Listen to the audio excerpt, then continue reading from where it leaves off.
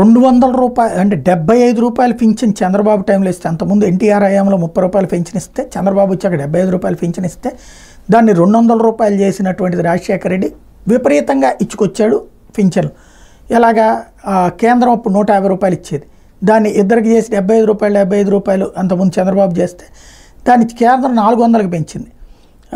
ఇది రాజశేఖర రెడ్డి హయాంలో దాన్ని 200 రూపాయలు చొప్పున చేసుకొచ్చారు. అయితే చంద్రబాబు చాలామందికి పిచ్చిన ఒక లిమిట్లో ఉంచేవాళ్ళు, నిజమైన పేదలకి అన్నటువంటి పాయింట్ ఎక్కువగా తెలుగుదేశం అనుకూలకి. రాజశేఖర రెడ్డి వచ్చినప్పుడు పార్టీలకు అతీతంగా చాలామందికి ఇచ్చుకొచ్చారు. అందులో తెలుగుదేశం వాళ్ళకి కొంత తగ్గచ్చు, కమ్యూనిస్టులకి వాళ్ళకి కూడా ఇచ్చుకుంటూ వచ్చారు. అది పింఛన్లు భారీగా ఇచ్చుకొచ్చారు.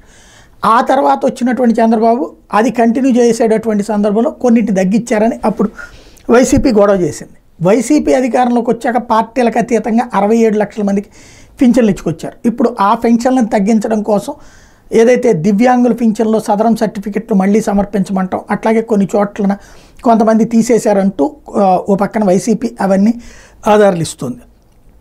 అయితే జగన్ టైంలో చేసిన తప్పు ఒకటి, పింఛన్లలో జగన్ని ఓడగొట్టడంలో కీలక పాత్ర పోయింది. ఒకసారి పింఛన్ తీసుకున్నటువంటి వాళ్ళు ఈ నెలలో తీసుకున్న తర్వాత అదివరకు చంద్రబాబు హయాంలో 3 నెలలకు ఒకసారి అయినా తీసుకోవచ్చు. అప్పుడు 3 నెలల డబ్బులు వచ్చేది. ₹1000 ఉన్నప్పుడు 3000, 2000 అంటే చివరిలోనే చేసింది ఆయన. 3 2 అయితే 6000 అయినా ఇవ్వచ్చు. దాన్ని మార్చేసి ఏ నెలకు ఆ నెలే, ఈ నెల తీసుకోకపోతే ఇక రాదు. వాస్తవంగా అనేక మంది ఇక్కడ పింఛన్లు తీసుకుంటున్నటువంటి వాళ్ళు హైదరాబాదు, బెంగళూరు, చెన్నైలో బతుకుతున్నారు. వాళ్ళు ఇదివరకు అట్లా లంసమ్ ఒక 3 నెలలు కలిపితే 3 రోజులు 6000 అయింది అన్నప్పుడు 3వ నెలలో వచ్చేసేసి తీసుకునేవాళ్ళు, 2 రోజులు 3 రోజులు ఉండి. అప్పుడు అక్కడ ఇబ్బంది లేకుండా వచ్చింది.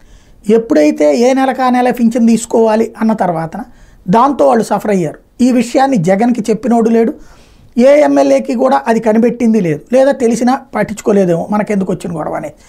దాంతో అక్కడ ఇక్కడ పింఛన్ తీసుకుంటున్నటువంటి వాళ్ళు ఇతర రాష్ట్రాల్లో బతుకుతున్నటువంటి వాళ్ళు ఓడగొట్టారు. ఓడగొట్టడంలో వన్ ఆఫ్ ద పాత్ర కనీసం వాళ్ళది ఒక 5-10 లక్షలు ఉంటుంది. అట్లాంటి కోపం వచ్చినటువంటి వాళ్ళు. అందుకని చంద్రబాబు గారు ఈసారి అట్లా కాకుండా 3 నెలలకు పింఛన్లు అయినా సరే తీసుకోమంటున్నారు, 2 నెలలైనా 3 నెలలైనా. అందులో బల్క్ అమౌంట్ 3 నెలలు 3 4 12,000 రూపాయలు వస్తాయి, 2 నెలలు అయితే 2 4 8,000 వస్తాయి. అయితే ఇది ఇచ్చేందుకు ఇప్పటికే చాలామందికి అనర్హత వేటు వేస్తున్నారంటూ ఇప్పుడు తాజాగా పింఛనర్లని వాళ్ళ సొంత ఊరికి వెళ్ళి తీసుకోమంటున్నారు. ఫర్ ఎగ్జాంపుల్ జగన్ టైంలో ఏం చేశాడంటే పింఛను ఒక ఆస్పెక్ట్ మంచి పని చేసి పెట్టాడు. ఎక్కడో విశాఖపట్నం అంటే శ్రీకాకుళంలో ఏదో మారుమూలన ఉన్నటువంటి వ్యక్తి విశాఖపట్నంలో బతుకుతుంటే అక్కడే తీసుకోవచ్చు. ఏ ప్రకాశం జిల్లాలోనో మనిషి ఏ బెజవాడలోనో గుంటూరులోనో బతుకుతుంటే అక్కడే తీసుకోవచ్చు. అంటే పనులు చేసేవాళ్ళు వీళ్ళకే కదా పింఛన్లకు సంబంధించి.